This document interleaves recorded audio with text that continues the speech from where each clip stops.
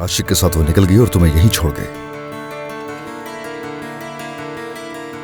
जिंदगी में अभी तुम्हें बहुत कुछ सीखना है फतह। मेरी बात गौर से सुने। मेरे बारे में आपको फिक्र करने की जरूरत नहीं, लेकिन आपका जो ये गुरूर है वो आपको ले डूबेगा। चलता हूं मैं।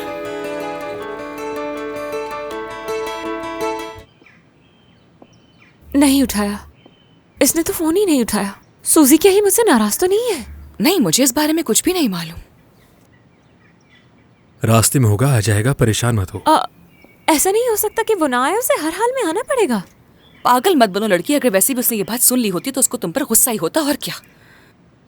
अच्छा अब उदास मत हो, यहाँ देखो मेरी तरफ। आज तो मेरी गुलजार का खुशी का दिन है, तुम और मुराद एक होने जा रहे हो। बाकी सब बातों के बारे में सोचना छोड़ दो ना। आ गए, लगता है वो लोग आ गए।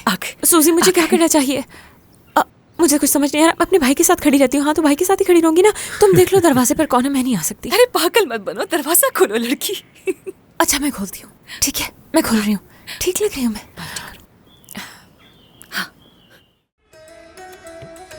This is Imam Bukhari. This is Aris Ahmed from More Entertainment. Subscribe to YouTube channel of RTV.